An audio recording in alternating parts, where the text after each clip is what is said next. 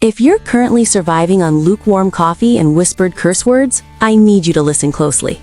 There are 13 fundamental truths about children under 3 that pediatricians know, but parents are almost never told. And I should know. I'm Sarah, and I'm a mom on a mission to read all the studies and parenting books so you don't have to.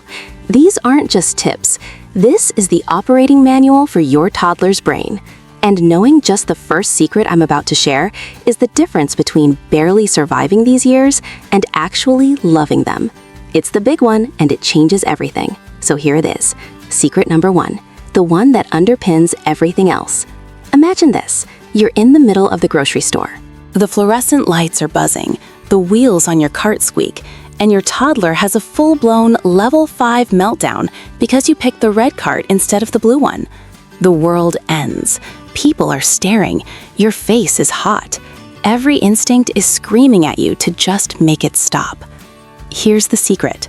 Toddlers are physically incapable of controlling their big emotions. It is not a choice.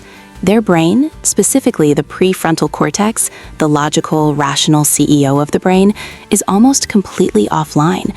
It won't be fully developed until they're 25. But their amygdala, the brain's emotional fire alarm, has been working perfectly since birth. So what you have is a hypersensitive fire alarm with a faulty off switch. That's why they can go from 0 to 100 over the color of a cart. Their emotional brain is screaming danger, and there's no logical adult in the room to say, hey, it's just a cart. This brings us to secret number 2. Because their thinking brain has shut down, trying to reason with them mid-tantrum is like trying to send an email on a laptop with no battery. It's useless. So what do? We co-regulate. It sounds clinical, but it's beautifully simple. You are lending them your regulated nervous system. You get down on their level, you stay calm, and you validate the feeling, not the behavior. You are so sad we couldn't get the blue cart. I see that. It's really upsetting. You don't have to agree. You just have to connect. You become their anchor in the storm. Okay, stop for a second. Understanding the brain science and the need to lend your calm is a game changer. But if you stop here, you've only solved 50% of the problem. You know what is happening, but you don't know the most important part, why it keeps happening, and how to prevent the next one. This next secret is what moves you from being a firefighter to an architect of your child's emotional skills. This is secret number 3, and it's a reframe. A tantrum is not an act of defiance. It's a signal that your child is missing a skill. That's it. It's a cry for help. This simple shift changes everything. You stop thinking, my kid is giving me a hard time, and you start asking, what skill is my kid missing? Let's go back to that toddler who hits his brother over a toy. He's not trying to be a villain. He's missing the skill of communication. He feels a big, urgent, I want that, but the only tool he has to express it is his hands. Our job isn't to punish the hitting, it's to install the missing software. We give him the words. We practice with him when he's calm. You can say, stop, I'm playing with that, or my turn, please. What's the most unexpected thing your toddler has had a meltdown over? Drop it in the comments. Let's all feel a little less alone. So now you have the tools to turn a meltdown into a moment of connection. But what about preventing the meltdown in the first place? You can have the calmest response in the world, but if your instructions are literally invisible to your toddler's brain, you're still heading for a crash. The way 99% of us talk to our kids is neurologically ineffective. Next, I'll show you the 3-step change in your language that will make your words actually land. And that first step, the first secret to making your words actually stick, is accepting something about their brains that can feel a little frustrating at first. Secret number 4 is that toddlers require massive repetition. I know, you've said it 1,000 times. But think of it this way, their brain is like a very slow sponge. It needs to be dipped in the water over and over and over before it's fully saturated. Or, my favorite way to think about it, you wouldn't expect someone to learn to tie their shoes after showing them once. You expect to guide their hands dozens of times. Learning to put toys away or to not hit is infinitely more complex than tying a shoe. They need the reps. Every tiny success is a sign the sponge is filling up. All right, let's pause for a second. I know hearing massive repetition might just sound exhausting. I get it. But what if I told you the reason you have to repeat yourself so often is because the format of your instruction is wrong? You can cut the number of repetitions in half just by fixing one word you're probably using in every other sentence. Pay close attention to this next part. This is secret number 5. Tell them what to do, not what not to do. A toddler's brain isn't great at processing negatives. When you say, "don't run," their brain latches on to the most exciting word in that sentence, run. You've accidentally told them exactly what you don't want them to do. Instead, tell them the action you want to see. Don't run becomes, please use your walking feet. Stop yelling becomes, let's use our inside voices. Don't make a mess becomes, toys go in the basket. You are giving their brain a clear, positive instruction to follow. This what to do approach is just one of 8 common phrases I recommend parents rethink. If you want to know the other 7 and what to say instead, I've put together a free guide for you called Parenting Phrases Reimagined. You can download it right now using the link in the description. And finally, secret number 6. You've given a clear do. Now comes the hardest part. Wait. Give them at least 10 seconds to process it. In those 10 seconds, their brain has to 1. Stop what it's doing. 2. Hear your words. 3. Understand what they mean. 4. Formulate a plan to do it. And 5. Actually command their body to move. It's a huge sequence. Give them the gift of a few silent seconds. Count to 10 in your head. You'll be shocked how often they comply, just on a slight delay. So, you've learned how to give instructions that stick. Your child is listening more. Now comes the moment of praise. And this is where even the most well-intentioned parents make a devastating mistake. The 2-word phrase you've been taught to say to your child to build their confidence is actually crushing their resilience. I'm going to show you what it is and what to say instead in our next secret. That 2-word phrase? It's "you're smart." I know, it feels so natural, so positive. But groundbreaking research from Stanford's Carol Dweck shows us that this kind of praise can create what's called a fixed mindset. It sends a subtle message: intelligence is a gift you either have or you don't. And if that's true, then struggle becomes proof that you just aren't smart enough. Picture this. 2 kids, same tricky puzzle. One child's parent says, "You are so smart." He beams. But when the puzzle gets difficult, he gets frustrated.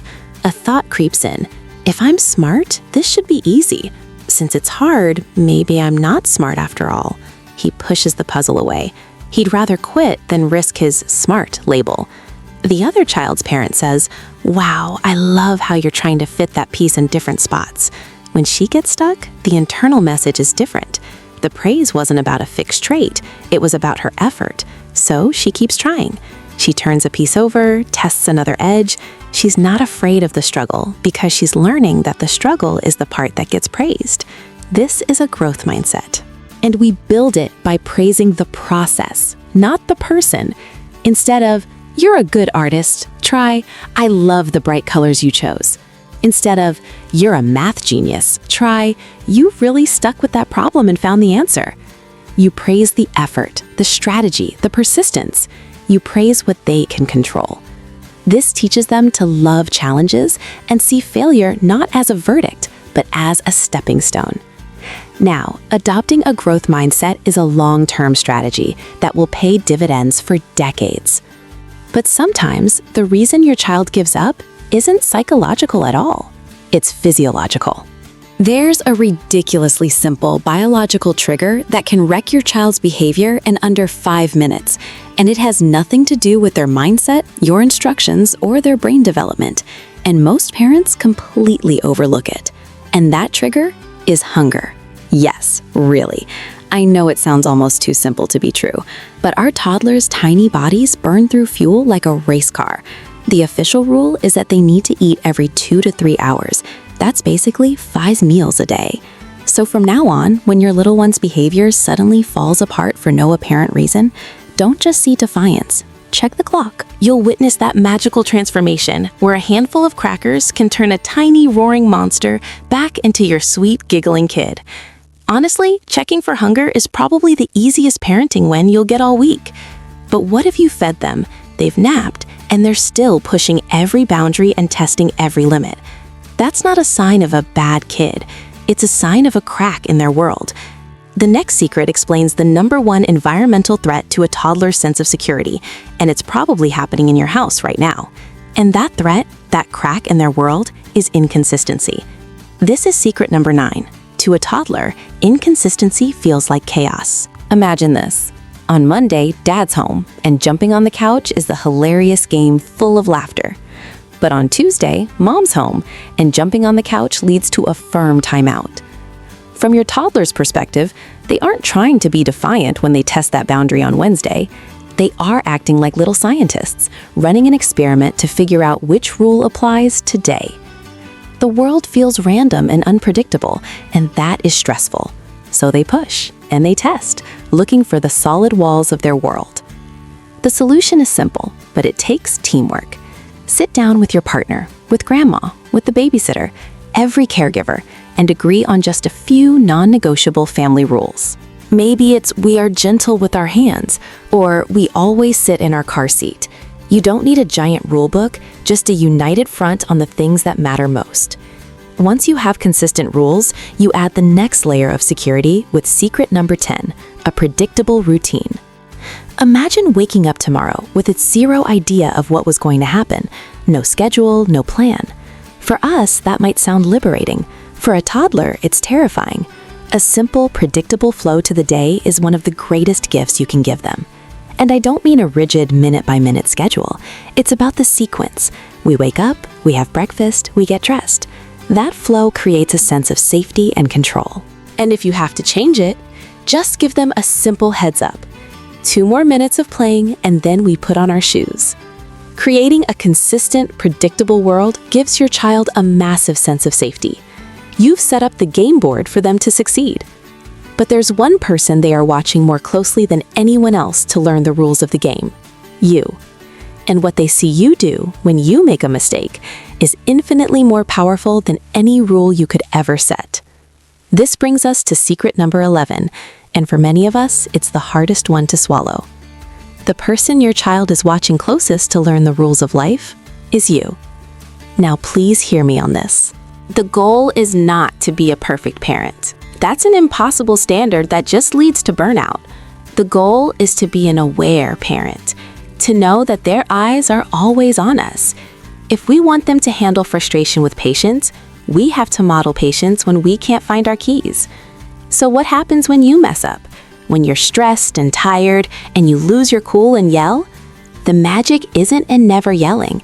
The magic is in what you do next. It's in going back to them later, getting down on their level and saying, "I'm sorry I raised my voice. Mommy was feeling really overwhelmed. Next time, I'm going to try to take a deep breath." In that single moment of repair, you are teaching them one of the most profound lessons in life. You're showing them that grown-ups make mistakes, that mistakes don't define you.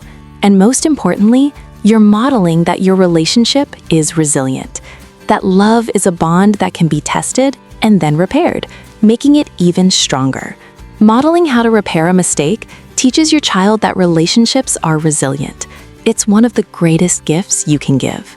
But our ultimate goal as parents is to raise kids who don't need us anymore. And to do that, we have to master 2 final, counterintuitive acts. The first one will feel painful to you as a parent, but it is the single most important ingredient for building true confidence in your child. And that ingredient is this: you have to let them struggle. This is secret number 12, and for many of us, it's the hardest one to practice. Picture it. You're trying to get out the door. Your toddler is trying to put on their own shoes. It's taking forever. Every instinct in your body is screaming, "Just let me do it, we're going to be late." I know that feeling. I feel it in my chest, that rising tide of impatience. But here's the secret. The struggle is the work. In that moment of fumbling with the Velcro, of getting the wrong shoe on the wrong foot, of grunting with effort, that is where resilience is born. That is the gym where their confidence is built. When we swoop in and fix it, we rob them of the chance to learn, I can do hard things. The goal isn't to let them get to a full meltdown. It's to give them a moment, a beat. Let them try first. Guide them, don't just grab and do it for them. And just as we give them space to build their own skills, we also have to protect their developing minds from being overwhelmed. This brings us to secret number 13. Offer only 2 choices. A toddler's brain simply cannot handle an open-ended question, like, what do you want to wear? Or what do you want for a snack? It's like asking us to choose from a 50-item menu when we're starving. The result is paralysis and meltdown. Instead, you become their executive assistant. You narrow it down. Do you want to wear the blue shirt or the red shirt? Do you want a banana or an apple? This gives them a sense of control and autonomy, but within a safe, manageable container. So we've covered how to handle defiance, give instructions that work, praise effort, and build real independence. You have an incredible new toolkit. But all of these tools can be shattered by one simple, unchangeable fact about the toddler brain. A fact that makes the 5 minutes before you leave the house feel like an absolute war zone. I've saved the most impactful secret for last. It's this: your toddler lives completely and totally in the present moment. They have no real concept of later or in 5 minutes. So when you say it's time to go, you're not just ending an activity. For them, it's like you're watching the most exciting part of your favorite movie and someone just yanks the power cord out of the wall. It's jarring and it feels deeply unfair. That's why transitions are so hard. But what if you could give them a clear, calm ending to whatever they're doing? A simple technique that signals the end of the show is coming and prepares their brain for what's next. And in this video right here, I walk you through exactly how to do that. Click to watch it next, as it will change everything about how you leave the house. If these secrets were helpful, make sure to like this video and subscribe, so you don't miss out on more insights that can make parenting feel less like surviving and more like thriving.